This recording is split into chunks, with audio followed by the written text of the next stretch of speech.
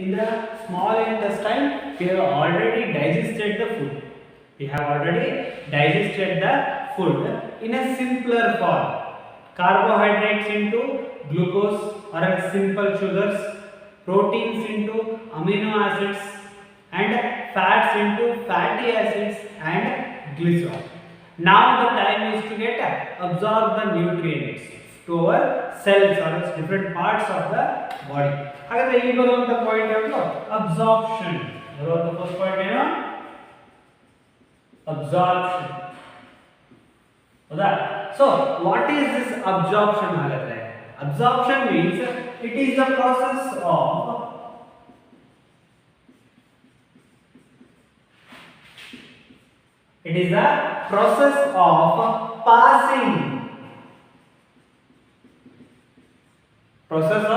passing the digested food material.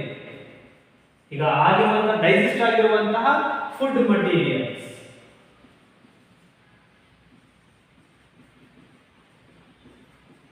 digested food materials into the blood.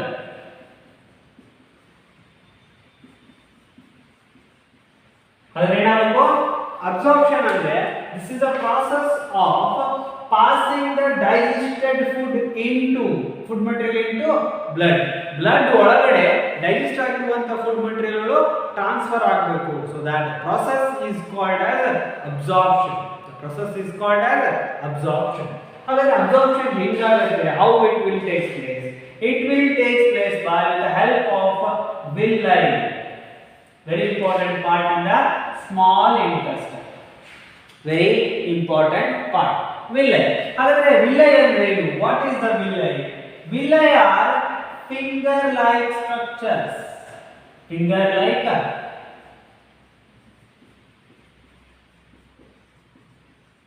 villi are finger like structures present in inner lining of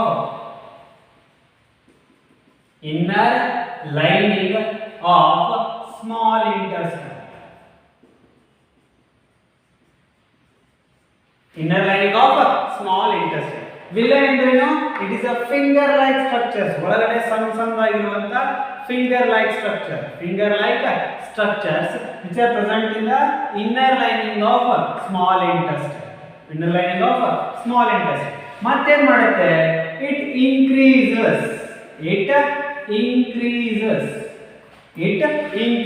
the area of absorption. finger like structures ಏನು ಮಾಡುತ್ತೆ? area of absorption ನ increase ಮಾಡುತ್ತೆ. it increases the area of absorption. ಹೆಂಗೆ? Like ಈಗ ಇಲ್ಲೊಂದು line ಇದೆ ಅಂತಂದ್ರೆ ಇದಿಷ್ಟು ಉದ್ದ ಇದೆ ಅಲ್ವಾ? ಇದೇ ಲೈನ್ ಅನ್ನು ನಾನು ಇಷ್ಟೇ ಪ್ಲೇಸ್ ಅಲ್ಲಿ ಕೂರಿಸಬೇಕಂದ್ರೆ ನಾನು ಈ ಲೈನ್ ಹೇಗೆ ಮಾಡಬಹುದು? ಹಿಂಗೆ ಮಾಡಬಹುದು. ಇದನ್ನೇ ನೀವು ಎಳೆದ್ಬಿಟ್ರೆ it is a long line. ಇದು ತುಂಬಾ ಏನಿರುತ್ತೆ? ಅಬ್ಸಾರ್ಪ್ಷನ್. ಈ ಫಿಂಗರ್ ಲೈಕ್ ಸ್ಟ್ರಕ್ಚರ್ಸ್ ಅಲ್ಲ ಇದು ಫಿಂಗರ್ ಲೈಕ್ ಸ್ಟ್ರಕ್ಚರ್ಸ್ ನಿಮ್ಮ ಸ್ಮಾಲ್ ಇಂಟೆಸ್ಟೈನ್ ಒಳಗಡೆ ಇರುತ್ತೆ. ಹೆಂಗಿರುತ್ತೆ ಅಂದ್ರೆ if it is a small intestine then inner linings are like ಹಿಂಗೆ ತೋರಿಸಿ ನೋಡಿ. it is like this.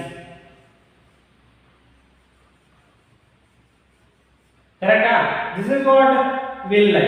ಇದು ಒಂದು ಲೈನ್ ಇಟ್ಕೊಂಡು ನೀವು ಎಳೆದ್ಬಿಟ್ರೆ ಏನಾಗುತ್ತೆ? ಉದ್ದ ಆಗುತ್ತೆ. so that's why the absorption area is what increased. absorption area was increased. so this is called villi which are present in the inner lining of small intestine.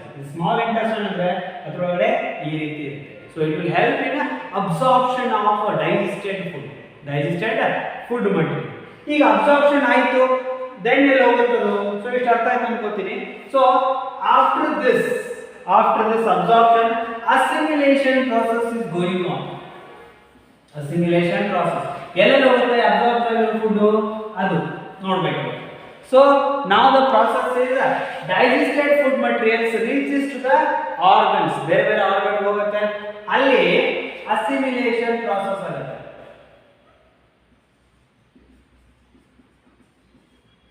assimilation process ಇಲ್ಲೇನಾಗುತ್ತೆ? conversion. it is a conversion. Food ಒಳಗೆ ನಮ್ಮ organ ಒಳಗಡೆ ಹೋದಾಗ cell ಒಳಗಡೆ simple food material into complex form. ಓಕೆನಾ? So ಹೆಂಗೆ? So ಈಗ ನಾವು digest ಆಗಿರುವಂತ ಫುಡ್ ಅಲ್ಲಿ ಏನಿದೆ, ಇಟ್ ಕನ್ಸಿಸ್ಟ್ ಆಫ್, ನಾವು ಪ್ರೋಟೀನ್ ಎಕ್ಸಾಂಪಲ್ ತಗೊಂಡ್ರೆ ಅಮಿನೋ ಆಸಿಡ್ಸ್ ಇದೆ, ಹೌದಾ? ಅಮಿನೋ ಆಸಿಡ್ಸ್ ಎಲ್ಲ ಹೋಗುತ್ತೆ to our blood vessels, blood vessels ಇಂದ ಬೇರೆ ಬೇರೆ ಆರ್ಗನ್ ಗೆ ಹೋಗುತ್ತೆ, ಹೌದಾ? ಅಲ್ಲ ಆರ್ಗನ್ ಗೆ ಸೆಲ್ ಹತ್ರ ಹೋದ ತಕ್ಷಣ ದಿಸ್ ಇಸ್ ಸಿಂಪಲ್ ಫಾರ್ಮ್, ಇದೇನು ಸಿಂಪಲ್ ಫಾರ್ಮ್, ಇದು this is a simple form, this simple form is converted into a complex form. ಹಾಗಾದ್ರೆ ಇದು ಕಾಂಪ್ಲೆಕ್ಸ್ ಫಾರ್ಮ್ ಯಾವುದು? that is protein. ಡೈಜೆಷನ್ ಅಲ್ಲಿ ನಾವೇನ್ ಮಾಡಿದ್ವಿ, ಪ್ರೋಟೀನ್ ಇದು ಕಾಂಪ್ಲೆಕ್ಸ್ ಫಾರ್ಮ್, ಇದನ್ನ ಸಿಂಪಲ್ ಫಾರ್ಮ್ ಗೆ ಕನ್ವರ್ಟ್ ಮಾಡಿದ್ವಿ. ಇನ್ ಅಸಿಮಿಲೇಷನ್ ಒಳಗಡೆ ಡೈಜೆಸ್ಟ್ ಆಗಿ ಅಬ್ಸರ್ವ್ ಮಾಡ್ಕೋತೀವಲ್ಲ, ಆ ಅಬ್ಸರ್ವ್ ಆಗಿರುವಂತ ಫುಡ್ ಏನ್ ಮಾಡುತ್ತೆ, it is converted into complex form. ಅಂದ್ರೆ ಅಲ್ಲಿ ನಮ್ಮ ಬಾಡಿ ಒಳಗೆ ಬೇಕಾಗಿರುವಂತ ಫುಡ್ ಪ್ರೋಟೀನ್, ಅಮಿನೋ ಆಸಿಡ್ಸ್ ಅಲ್ಲ, ಅಲ್ಲಿ ಅಮಿನೋ ಆಸಿಡ್ಸ್ ಹೀರ್ಕೊಂಡು ಅದರಿಂದ ಏನ್ ಮಾಡುತ್ತೆ, ಪ್ರೋಟೀನ್ ನ ರೆಡಿ ಮಾಡ್ಕೊಳ್ಳುತ್ತೆ. ಈ ರೀತಿ conversion of simple food materials into complex form, like amino acids into protein ಅಲ್ಲ ಆಗುತ್ತೆ. ಅಂಡ್ ಗ್ಲೂಕೋಸ್ ಇತ್ತಲ್ಲ, ಗ್ಲೂಕೋಸ್ ಏನು, ಕಾರ್ಬೋಹೈಡ್ರೇಟ್ ನ simple form. This is the break down into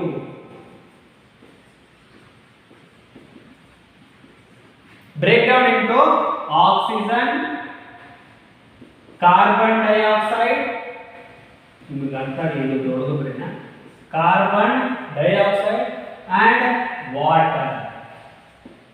ಏನಾಗುತ್ತೆ glucose is break down into oxygen, carbon dioxide and water. ಎಲ್ಲಿ? By respiration, ಉಸಿರಾಡೋದು. ಉಸಿರಾಡೋವಾಗ lungs ಅಲ್ಲಿ ಆಗುತ್ತಲ್ಲ, ಸೊ ಹಂಗೆ ಸೆಲ್ಸ್ ಅಲ್ಲಿ ಇರುವಂತಹ glucose material oxygen, carbon dioxide ಮತ್ತು ವಾಟರ್ ಆಗಿ ಕನ್ವರ್ಟ್ ಆಗುತ್ತೆ. It's converted into like this. So ಇದೇನಪ್ಪ ನಮ್ಮ ಪಾಯಿಂಟ್, ಇದು ನಮ್ಮ ಪಾಯಿಂಟ್ ಏನು, small in undigested food material ಹೋಗಬೇಕು, it should reaches to the large intestine, it should reaches to the large intestine. ಹಾಗಾದ್ರೆ ಲಾರ್ಜ್ ಇಂಟೆಸ್ಟೈನ್ ಏನ್ ಮಾಡುತ್ತೆ, what the large intestine will do, ಎಲ್ಲ ಡೈಜೆಸ್ಟ್ ಆಗಿ ನೀವು ಅಬ್ಸರ್ವ್ ಮಾಡ್ಕೊಂಡ್ಬಿಟ್ರಿ. ಇನ್ನು ಅಬ್ಸರ್ವ್ ಮಾಡಿದ ತಕ್ಷಣ ಲಾರ್ಜ್ ಇಂಟೆಸ್ಟೈನ್ ಕೆಲಸ ತುಂಬಾ ಕಮ್ಮಿ ಇದೆ. Large intestine, large intestine. So large intestine structure first ನೋಡ್ಕೊಂಡ್ಬಿಡೋಣ. ಇದು 1.5 ಮೀಟರ್ ಲಾಂಗ್. ಎಷ್ಟು ಉದ್ದ ಇದೆ ಇದು? 1.5 metre long. Small intestine 7.5 metre long, ಇದು 1.5 metre long. Small intestine compare ಮಾಡಿದ್ರೆ ಒಂಚೂರು ಇದು ದಪ್ಪ ಆಗಿರುತ್ತೆ, ಅದಕ್ಕೋಸ್ಕರ ಇದನ್ನ ನಾವು ಲಾರ್ಜ್ ಇಂಟೆಸ್ಟೈನ್ ಅಂತ ಕರೀತೀವಿ. ಸೊ ಇಲ್ಲೇನಾಗುತ್ತೆ, ಇದು ಹೆಲ್ಪ್ ಮಾಡುತ್ತೆ, it helps in absorption, helps in absorption of water. ಏನು ಮಾಡುತ್ತೆ, water and salt. It helps in absorption of water and salt from undigested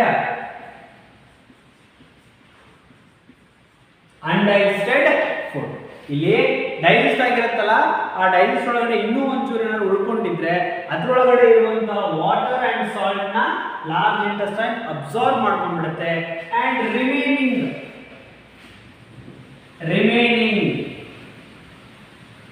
waste material,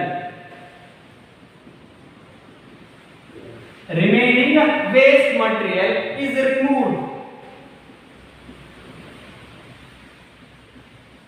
Is removed from anus ಅಥವಾ through anus, ಏನಾದರೂ ಅನ್ಕೊಳ್ಳಿ, through anus. ಈ process ಗೆ ನಾವು ಅಂತ ಕರೀತೀವಿ, we call it as ejection. ಹಾಗಾದ್ರೆ large intestine is 1.5 meter long and it helps in absorption of water and salt from undigested food. ಈ ಉಳಿದಿರುವಂತ ಫುಡ್ ಒಳಗಡೆ ವಾಟರ್ ಅಂಡ್ ಸಾಲ್ಟ್ ನ absorb ಮಾಡ್ಕೊಳ್ಳುತ್ತೆ. and remaining waste material is removed from or through the anus, that process is called egestion. This process is called egestion. This is about large intestine. In the next video learn grass eating animals. We have to talk about grass eating animals. ಅಲ್ಲಿ digestion ಹೆಂಗಾಗುತ್ತೆ and amoeba ಒಳಗಡೆ ಯಾವ ರೀತಿ digestion ಆಗುತ್ತೆ ಅಂತ ನೋಡೋಣ. Grass eating animals. We have to discuss about grass eating animals. However, human beings were digested with some digestive system and with some glands and juices which are secreted in different organs. Alva? So, but in the case of grass eating animals, the process is somewhat different. ಇಲ್ಲಿ different area. It consists of like some part which is called as rumen. Grass eating animals usually it consists of the part rumen. So this part what this rumen part will do? So this rumen part will do that. This is a part of the stomach. Idu stomach ಒಂದು part. It is a part of the stomach where food is stored. Food ಏನಾಗುತ್ತೆ first ಅದು chew ಮಾಡಿದ ತಕ್ಷಣ partially digest ಮಾಡುತ್ತೆ. ಎಲ್ಲಿ partially digest ಮಾಡಿ ಎಲ್ಲಿ store ಮಾಡುತ್ತೆ? In the part which is called as rumen. rumen ಅನ್ನೋ ಪಾರ್ಟ್ ಅಲ್ಲಿ ಏನು ಮಾಡುತ್ತೆ? It is stored. ಫುಡ್ ಏನು ಮಾಡುತ್ತೆ ಫಸ್ಟ್ ಈಗ ಒಂದು ಯಾವುದೋ ನಮ್ಮ ಲೈಕ್ ಆಕಳು ಎಮ್ಮೆ ಇರುತ್ತೆ ಸೊ ಅವ್ನು ನೋಡಿದಾಗ ಸೊ ಫಸ್ಟ್ ಅವು ಗ್ರಾಸ್ನ ತಿನ್ನುತ್ತೆ ಇಮಿಡಿಯೇಟ್ ಆಗಿ ನುಂಗ್ಬಿಡುತ್ತೆ. ಇಮಿಡಿಯೇಟ್ ಆಗಿ they will engulf it. Immediately ಅವು ನುಂಗ್ಬಿಡುತ್ತೆ ಸಾಲ್ವ್ ಮಾಡುತ್ತೆ. ಸೊ ಮಾಡಿದ ತಕ್ಷಣ ಏನಾಗುತ್ತೆ that grass material or that food material is transfer to the rumen part. ಸ್ಟಮಕ್ನಲ್ಲಿರುವಂತಹ rumen ಪಾರ್ಟ್ ಅಲ್ಲಿ ಹೋಗಿ ಸ್ಟೋರ್ ಮಾಡುತ್ತೆ. ಓಕೆ, ಅದಾದ ತಕ್ಷಣ ಅಲ್ಲಿ ಪಾರ್ಷಿಯಲಿ ಡೈಜೆಸ್ಟ್ ಆಗುತ್ತೆ. ಅಲ್ಲಿ ಪಾರ್ಷಿಯಲಿ ಡೈಜೆಸ್ಟ್ ಆಗಿರುವಂತಹ ಫುಡ್ ಯಾವುದು? Curd part. ಅದಕ್ಕೆ ಏನಂತ ಹೇಳ್ತೀವಿ ನಾವು? Will call it as curd. Will call it as curd. ಏನದು ಕರ್ಡ್ ಅಂದ್ರೆ? ಕರ್ಡ್ ಅಂದ್ರೆ the food material which is stored in the rumen is called curd. Again, curd ಬಂದ ತಕ್ಷಣ it is a partially digested food present in rumen. rs human ಏನ್ ಬೇಕಾದ್ರೂ ಕಲಿಬಹುದು. So partially digested food which is present in rumen part is called a curd. ಹೌದಾ? First grass ನ ತಿಂದ ತಕ್ಷಣ grass ಎಲ್ಲಿ ಹೋಗುತ್ತೆ? It will transfer to the rumen part. There it is a partially digested food material. And that food material or else the food material or else partially digested food material which is present in rumen part is called curd. Now the point is the rumination process is going on. Rumination process is going on. ಈ rumination ಅಂತಂದ್ರೆ ಕಡ್ part ಇದೆಯಾ? So ಆ ಕಡ್ part ಅಲ್ಲಿ ಏನಿದೆ ನಮ್ಮ grass ಕೂತ್ಕೊಂಡಿದೆ. ಅಂದ್ರೆ grass eating animals ಅಲ್ಲಿರುವಂತ ಗ್ರಾಸು ಇಮಿಡಿಯೇಟ್ ಆಗಿ ಅದನ್ನ ತಿಂದ್ಬಿಟ್ಟು it will swallow in the rumen part. ಅಲ್ಲಿರುವಂತ ಫುಡ್ ಏನದು? ಕಡ್. ಅದನ್ನ ವಾಪಸ್ ಏನ್ ಮಾಡುತ್ತೆ? ಬಾಯಿಗೆ ತಗೊಂಡ್ಬರುತ್ತೆ. ಆಕಳು ಯಾವಾಗಲೂ ಅಗಿತಾ ಇರುತ್ತೆ ಅಂತ ಯಾವಾಗಲೂ ಅಗಿತಾ ಇರುತ್ತೆ ಅಲ್ವಾ? So that chewing process is going on. ಅದು ಯಾವಾಗಲೂ ಚಿವ್ ಮಾಡ್ತಾ ಇರುತ್ತೆ. ಅದು ಚಿವ್ ಮಾಡ್ತಾ ಇರುವಂತ ಫುಡ್ ಏನದು? ಕಡ್ ಪಾರ್ಟ್. ಹಾಗಾದ್ರೆ rumination ಅಂತಂದ್ರೆ ಯಾವಾಗಲೂ ಚಿವ್ ಮಾಡುವಂತ process. rumination means it's a chewing process. But ಏನ್ ಚಿವ್ ಮಾಡುತ್ತೆ? animals will chew the cud. animals frequently ಯಾವಾಗಲೂ ಕಡ್ ಪಾರ್ಟ್ ನ chew ಮಾಡ್ತಾ ಇರುತ್ತೆ. chew the cud by taking it to the mouth. cud ಎಲ್ಲಿತ್ತು? cud was present in rumen part. ಆ rumen part ಇಂದ ವಾಪಸ್ ಕರ್ಕೊಂಡು ಏನ್ ಮಾಡುತ್ತೆ? ಆ rumen part ಇಂದ cud ನ ವಾಪಸ್ ತಗೊಂಡ್ಬಿಟ್ಟು ಫ್ರೀಕ್ವೆಂಟ್ಲಿ ಅದ ಅಗಿತಾ ಕೂತ್ಕೊಳ್ಳುತ್ತೆ, chew ಮಾಡ್ತಾ ಇರುತ್ತೆ. So that process is called rumination. So ಈ ರೀತಿ ಏನಾಗುತ್ತೆ? ಡೈಜೆಷನ್ process ನಡೆಯುತ್ತೆ. ಹಾಗಾದ್ರೆ rumination ಮಾಡುವಂತ ಅನಿಮಲ್ಸ್ ಏನಂತ ಕರೀತೀವಿ ನಾವು? rumination ಅಂದ್ರೆ ಏನು? ಕಡ್ನ chew ಮಾಡ್ತಾ ಇರುವಂತ ಕೆಲಸ. ಹೌದಾ? ಕಡ್ ಎಲ್ಲಿರುತ್ತೆ? rumen part ಅಲ್ಲಿ ಇರುತ್ತೆ. ಹೌದಾ? ಹಾಗಾದ್ರೆ rumen part ಇರುವಂತ ಕಡ್ನ ಯಾವಾಗಲೂ chew ಮಾಡ್ತಾ ಇರುವಂತ processಗೆ rumination ಅಂತ ಕರೀತೀವಿ. ಈ ಕೆಲಸ ಮಾಡುವಂತ ಅನಿಮಲ್ಸ್ ruminants. ಈ ಕೆಲಸ ಮಾಡುವಂತ ಅನಿಮಲ್ಸ್ ಯಾರು? ruminants. Those ruminants are cattle and deer etc. ಎಮ್ಮೆ, ಎತ್ತು, ಆಕಳು ಇವೆಲ್ಲ ಏನು ಮಾಡುತ್ತೆ? ರುಮಿನೇಷನ್ ಪ್ರೊಸೆಸ್ನ ಮಾಡುತ್ತೆ. ರುಮಿನೇಷನ್ ಅಂದ್ರೆ ರುಮಿನೆಂಟ್ಸ್ ಯಾವುದು? ರುಮಿನೇಷನ್ ಪ್ರೊಸೆಸ್ನ ಮಾಡುವಂಥವ್ರಿಗೆ ನಾವು ರುಮಿನೆಂಟ್ಸ್ ಅಂತ ಕರಿತೀವಿ. ಎಕ್ಸಾಂಪಲ್ ಯಾವುದು? Cattles and deer. ಹೌದಾ? ಹಾಗಾದ್ರೆ ಗ್ರಾಸ್ ಅಲ್ಲಿ ಏನಿರುತ್ತೆ? Grass is rich in cellulose. Grass is rich in cellulose. ಹಾಗಾದ್ರೆ ಸೆಲ್ಯುಲೋಸ್ ನ ಅದು ಚೀವ್ ಮಾಡೋದಕ್ಕೋಸ್ಕರ ಯಾವಾಗಲೂ ಚೀವ್ ಮಾಡಿ ಮಾಡಿ ಮಾಡಿ ಅದನ್ನ ಡೈಜೆಸ್ಟ್ ಮಾಡುತ್ತೆ. ಬಟ್ ಇನ್ ಸಮ್ ಆನಿಮಲ್ಸ್ ಇದಾಯಿತು, ಕ್ಯಾಟಲ್ಸ್, ಡಿಯರ್ ಮತ್ತು ಬಫೆಲೋ ಅದರಲ್ಲೆಲ್ಲ ಅದೇ ಪ್ರೊಸೆಸ್ ನಡೆಯುತ್ತೆ. But in case of some other animals, grass animals ಯಾವುದು? Rabbit and horse. Rabbit and horse ಇದರಲ್ಲಿ ಒಂದು ಚೂರು ಬೇರೆ, ಒಂದು ಚೂರು ಬೇರೆ. ಏನಪ್ಪ ಒಂದು ಚೂರು ಬೇರೆ ಕೆಲಸ ಅಂದ್ರೆ, it has a sac like structure which is called as caecum. ಅದರಲ್ಲಿ ಏನಿರುತ್ತೆ? ಸೀಕಮ್ ಅನ್ನುವಂತ ಒಂದು ಪಾರ್ಟ್ ಇರುತ್ತೆ. That part is sac like structure in horse and rabbit. Example horse and rabbit. ಇದು ಸೀಕಮ್ ಎಲ್ಲಿರುತ್ತೆ? It present in between oesophagus and a small intestine. Oesophagus and a small intestine. ಇದರ ನಡುವೆ ಏನಿರುತ್ತೆ? Caecum ಅನ್ನುವಂತ structure ಇರುತ್ತೆ. In human beings ಅಲ್ಲಿ ಯೂಸೋಫೇಗಸ್ ಮತ್ತು small intestine ನಡುವೆ ಯಾವ ಪಾರ್ಟ್ ಇರುತ್ತೆ? Stomach part. ಹಾಗಾದ್ರೆ caecum is also stomach part of the horse and rabbit. Horse and rabbit. ಇಲ್ಲಿ ಏನಾಗುತ್ತೆ? ಸೆಲ್ಯುಲೋಸ್, ಈ ಸೆಲ್ಯುಲೋಸ್ ನ ಡೈಜೆಸ್ಟ್ ಮಾಡ್ಕೋಬೇಕಾಗುತ್ತೆ. ಬಟ್ ಡೈಜೆಸ್ಟ್ ಮಾಡೋದಕ್ಕೆ ಹಾರ್ಸ್ ಅಂಡ್ ರ್ಯಾಬಿಟ್ ಗಳಲ್ಲಿ ದೇ ಯೂಸ್ ಸಮ್ ಬ್ಯಾಕ್ಟೀರಿಯಾಸ್. ಅಲ್ಲೇನ್ ಮಾಡುತ್ತೆ? ಬ್ಯಾಕ್ಟೀರಿಯಾಗಳನ್ನ ಯೂಸ್ ಮಾಡಿಕೊಂಡು ಸೆಲ್ಯುಲೋಸ್ ನ ಡೈಜೆಸ್ಟ್ ಮಾಡ್ಕೋತವೆ. ಯಾವುದು? Horse and rabbit. Horse and rabbit ಏನ್ ಮಾಡುತ್ತೆ? ಸೀಕಮ್ ಪಾರ್ಟ್ ಅಲ್ಲಿ ಅವುಗಳಿಗೆ ಒಂದಷ್ಟು ಬ್ಯಾಕ್ಟೀರಿಯಾಸ್ ಇರುತ್ತೆ. ಆ ಬ್ಯಾಕ್ಟೀರಿಯಾಸ್ ನ ಯೂಸ್ ಮಾಡಿಕೊಂಡು they will digest the cellulose. They will digest the cellulose. So this is what about grass eating animals. Grass eating animals ಬಂದ ತಕ್ಷಣ ನಾವು ನೆನಪಿಟ್ಕೋಬೇಕಾಗಿರೋದು first one rumen. Rumen means it is the stomach structure. Part of the stomach is where the food is stored. Where the food is stored. ಅಲ್ಲಿ food ಏನು store ಆಗಿರುತ್ತಲ್ಲ, ಆ stored food ನಾವೇನಂತ ಕರಿತೀವಿ? Curd. We call it as curd. Curd is a partially digested food which is present in rumen part.